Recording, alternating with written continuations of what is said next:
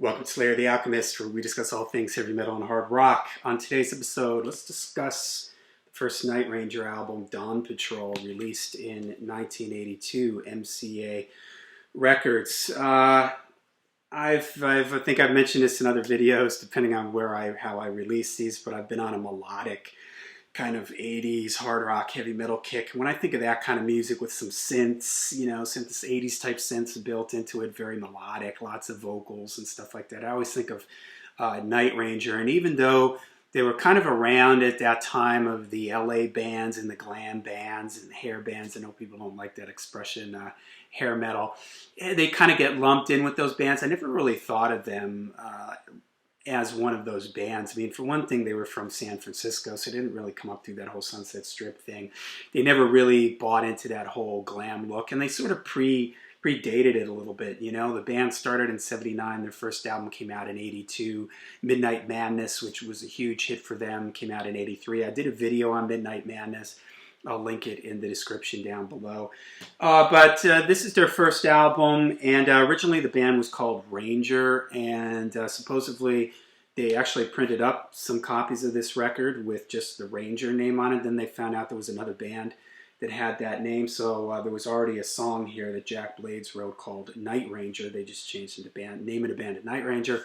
Supposedly all those copies with just Ranger on it were destroyed, but it'd be interesting to know if maybe there are some copies that are floating around out there with just a Ranger on it, because it would probably make it a collector's item. All right, so the way it stands with this record for me, they haven't quite found their sound yet. They're sort of straddling this guitar-driven hard rock and the more keyboardy type stuff. Like, they're not 100% sure what direction they want to go in.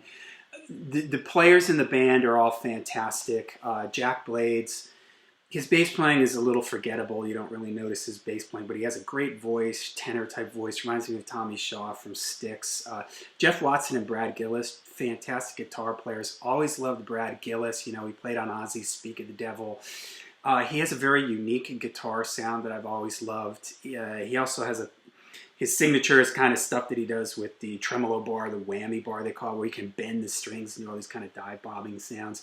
And Jeff Watson has his signature was like his 8-finger ring tapping thing that he did. So they each kind of had their own thing, but they complemented each other really well. And I never realized that Alan Fitzgerald, the keyboard player, apparently he was the second bassist in Montrose and played with Gamma. Did not know that. Kelly Keagy, drums and vocals. He has a cool voice. Jack Blades handles the high tenor stuff, and Kelly has sort of the more mid-rangey, a little bit more rasp and gravel to his voice. So the two different styles, I think, complement each other really well. But the band hasn't quite found their sound here. And some of the songwriting just isn't quite there yet. Midnight Madness, which I have the record right here. It's like every song on this album is just really good. And this album was a huge hit for them. Went platinum. Sister Christian, You Can Still Rock in America. When You Close Your Eyes, I absolutely love that song. I mean, there's just a whole bunch of hits on this record. Huge, huge album for them. But this one, I don't know. There's just some of the songs are misses for me here. Don't Tell Me You Love Me. Love that. Fantastic song. My favorite song on the record. One of my favorite songs from them. And a great example of this dueling guitar thing, the way they complement each other and play off of each other in their leads. I love the chord progression in the song, the way the chords move underneath the guitar solo is great, and the way the song kind of moves around. Funny story about that song, whenever I hear this song, I think about this, and I think I've told this story before on the channel, but I'll tell it again.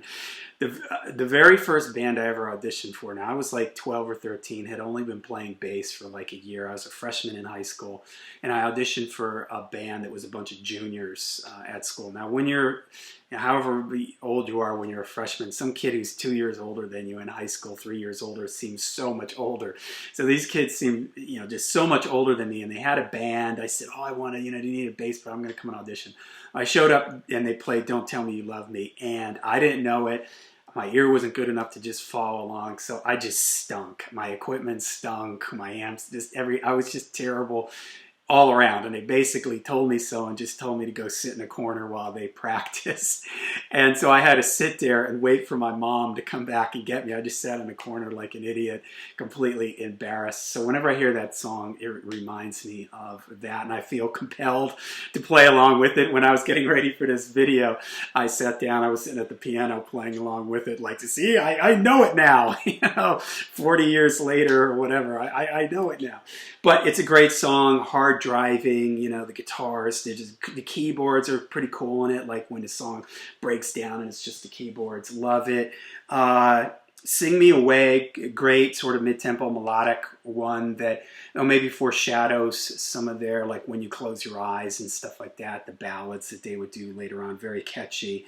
At Night She Sleeps has a great kind of uplifting, catchy chorus, but then it sort of loses me on some of these, like Call My Name, Eddie's Coming Out Tonight. I mean, they're okay, but they're just not as catchy. They just seem like they're a little bit off with the songwriting. Side 2, opening with Can't Find Me a Thrill, which has got some cool heavy guitar in it, like some cool like little guitar fills and leads and stuff. Young Girl in Love is okay. I don't really like Play Rough and Penny. Those don't do anything for me. Night Ranger, the song Night Ranger, Jack Blade's song. Jack Blade writes pretty much everything on here. Kelly Keagy joins in on the writing credits with Sing Me Away and Young Girl in Love. Night Ranger is a cool one. There's like the way the song sort of fades out and like this faster section comes in. It's almost like a little progressive, the production, I didn't mention the production. Both of these albums were produced by Pat Glasser, Midnight Madness in this one, and they're very, kind of slick sounding. There's nothing, you can hear everything. I wouldn't call it edgy, or the guitars, the keyboards and the guitars are sort of balanced together. The keyboards here serving more as like sort of a textural thing, just to fill things out. They're not really driving any of the songs, so to speak, but it's got a nice, kind of 80s production to it. Nothing too harsh on the ears. But the last song, Night Ranger, is pretty cool. But in general, there's really only like 3 or 4 songs on here that I really like. Don't Tell Me You Love Me, Sing Me Away, At Night She Sleeps, maybe Can't Find Me a Thrill, and the song Night Ranger. Otherwise, the rest of them just kind of missed the mark a little bit, with the songwriting and just sort of where they're still kind of trying to finding their feet here, which they would really, with Midnight Madness, would just, hit the bullseye with that album, because that album had so many hits on it and everything. So, all right, there you go. Like I said, I'm on this melodic rock kick. It reminds me of when I was young. A lot of the local cover bands in the area where I lived, I would hear them at bazaars and picnics and things like that. And they always had keyboard players in them, and they were always playing stuff like this, stuff with a lot of just sort of melodic, hard rock, but with keyboards in it. So, all right, let me know what you guys think of the first Night Ranger album, Dawn Patrol, and let me know in the comments down below. Till we see you again, make sure you stay heavy, stay metal.